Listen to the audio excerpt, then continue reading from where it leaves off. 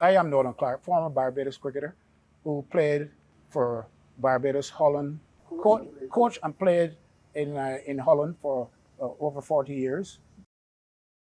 I was born in Westbury Road, and we went to St. Thomas to live. And don't ask me how or why, but I lived in Highland. Uh, and then from Highland, I went to Welshman Hall. That's where I played a lot of my cricket on the Pastra Island with all of the guys from the Vault Road, and some of those guys are still good friends of mine, Winston Walk and Barry Walk and those guys. And I schooled at Holy Innocent School. And when I was around 11, 12, uh, we left there, and I went school at St. Leonard School. And then I was living in Waterford. Then we went to Bushall then. So I did a lot of moving in my time. Uh, but it's the area that we lived in that all of us played a lot of cricket. We played in the road, in the Vault Road. We played on the Highland Pasture, and we played a little school cricket as well. So that's how. Uh, and then I ended up in living in the Ivy. My serious cricket came after I started playing at the West Indian Biscuit Company, Wibisco, and Mr. Teddy Holt, he had all kind of ties. I think his father played for Barbados, and that's why I got the job there as well, so that I could play for the West Indies Biscuit Company. And that's when the real serious part of the cricket started, playing intermediate cricket, and and then I got into Spartan. Rolly Miller was the reason why I played there, because he came and he said, "Well, Nolan, you're a member of Spartan, and I'm expecting you to train on Friday." And it all started like that, you know. And a lot of those good guys, well, Rolly's, may the Lord bless his soul, he's passed on, like most of those good people that we played cricket with. So I was always in a good cricket environment, and and the standard of cricket, that we played against Police and Wonders and Pickwick and all of those teams, that was a sort of you can call it a sort of a college experience, because those guys were so good. And Spartan had one of the best teams in Barbados. Luckily, that I was a member of Spartan, because I could have learned a lot from the top players like David Holford and the Vallis Connells and Peter Lashley, and you can call them all, Tony Howard, and they were all good cricketers.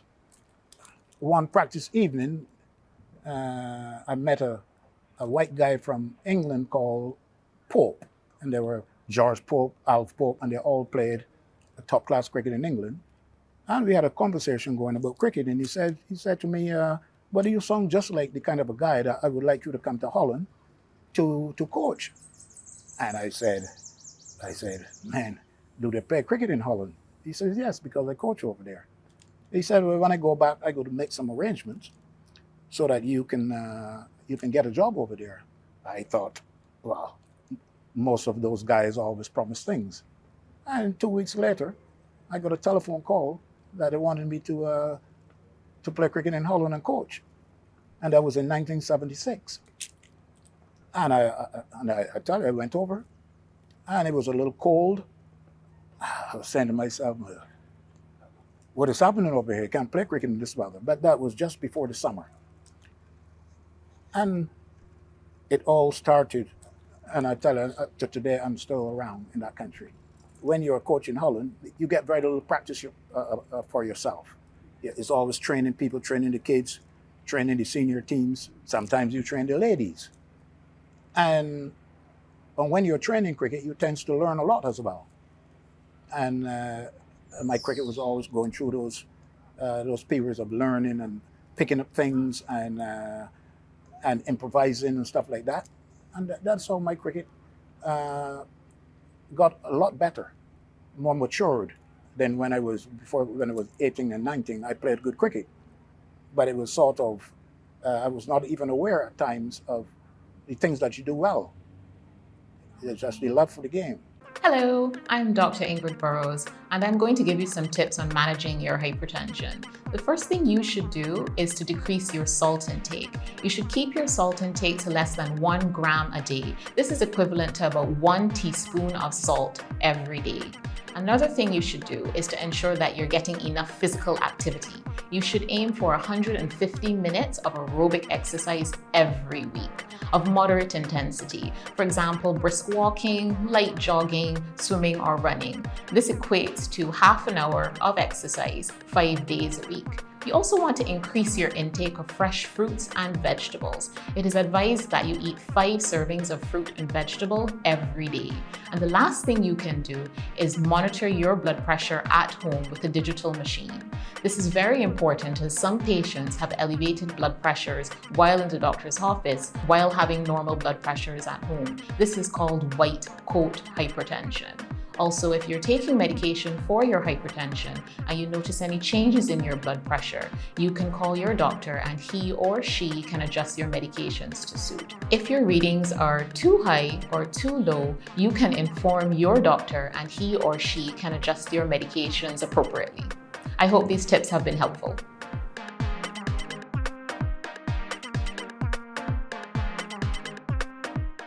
Hi, my name is Dr. Ronette Boyne, and we in the Ministry of Agriculture are very concerned about the African swine fever. So what is ASF and how is it spread? ASF is a viral disease that can severely impact our local pig industry on an economic level. ASF can be spread in 2 main ways. Directly, that is contact between healthy, sick, and dead animals, or even tissue which comes from an infected animal. Or indirectly, like garbage containing infected meat, or even eating swill. They can also get it from contaminated premises, vehicles, equipment, tools, or anything that came into contact with an infected animal. Clinical signs of this disease include reddening of the skin on the tips of the ears, snout, tail, extremities, chest, and abdomen, heavy discharge from the eyes or nose, loss of appetite and weakness, vomiting, high temperature, diarrhea, respiratory distress, or an increase in mortality. If you suspect ASF on your farm, notify the veterinary services as soon as possible by calling 535-0220 or 0221 or 0226. These simple measures are your best protection. Protect your investment. Help us keep African swine fever out of Barbados.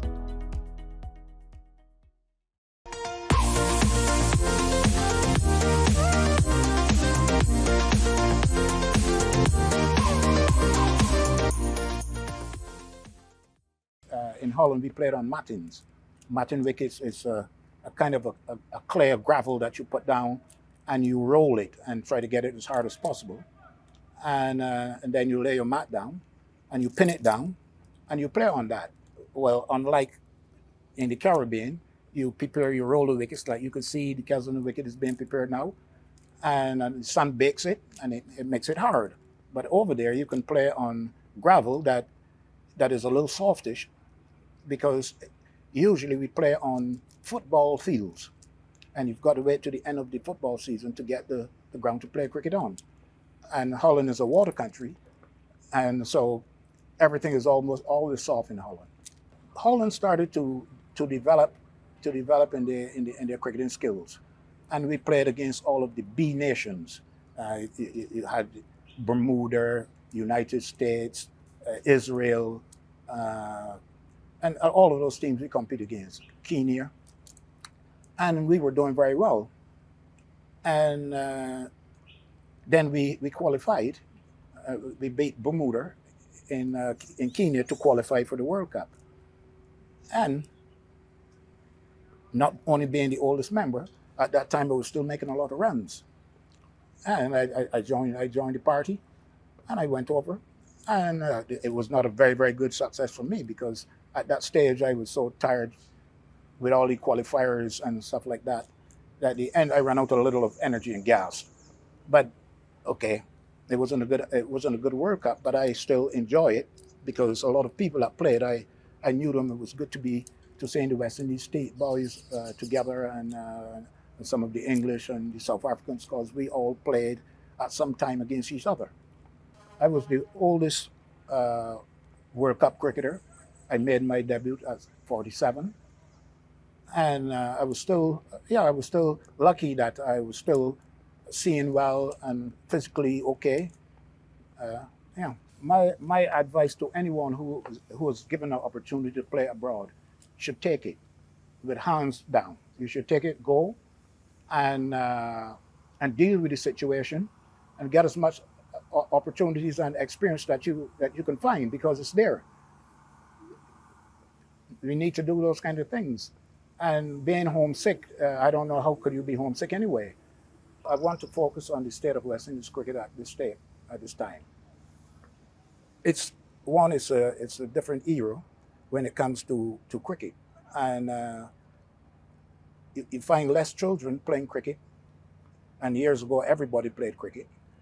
So we need to look and see how over the years how our cricket got so good and so strong, and find ways, because you cannot substitute the game. You cannot if you want to improve this game, you got to teach the game the way it has to be, and people need to have good technique to withstand a good bowling.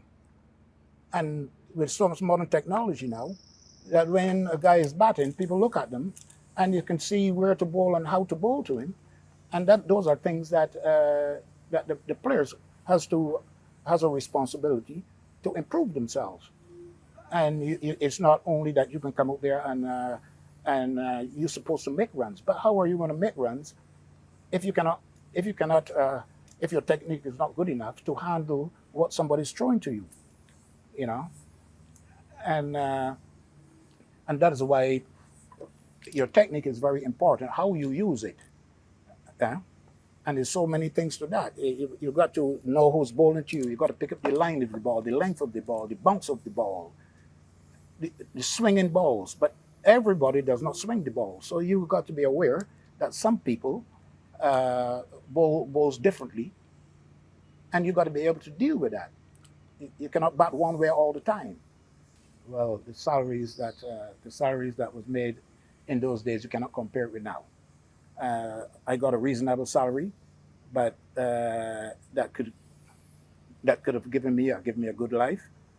But now, these guys can make a lot of money in 2-3 tours. They can have enough money that they can live, and that's why I think that those guys should understand that other people play for very little, and they should be happy that they can play for a lot of money, and actually earn it, work hard, and let people see that they deserve it as well.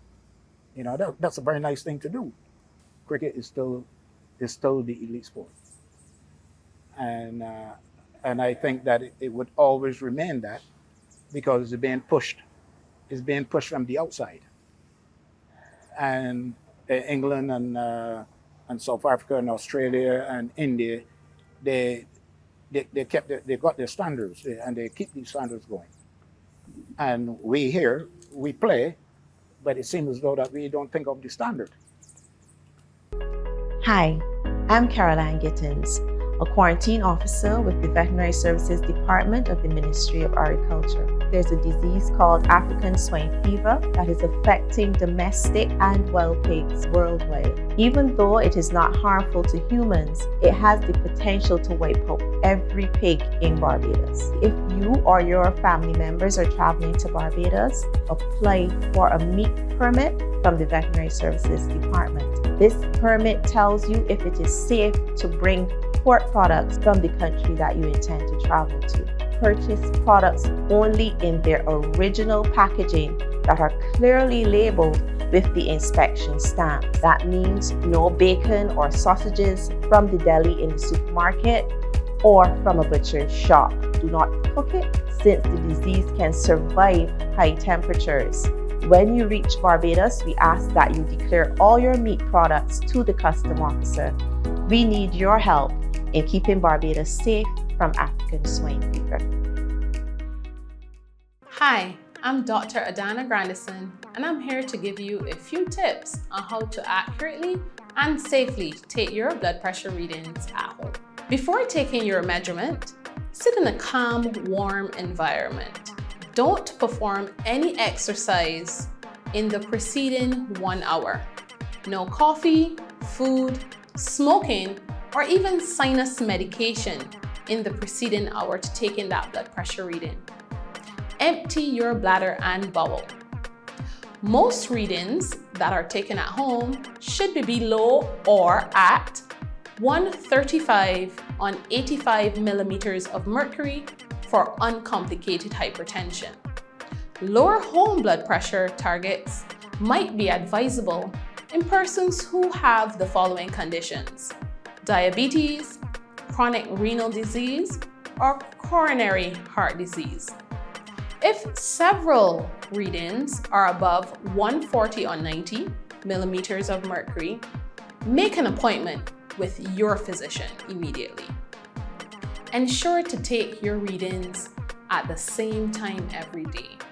We advise 2 readings in the morning and 2 readings in the evening initially to profile yourself, taken 1 to 2 minutes apart. However, once you have established a baseline, you can choose a time suitable to your schedule where you can monitor your blood pressure readings.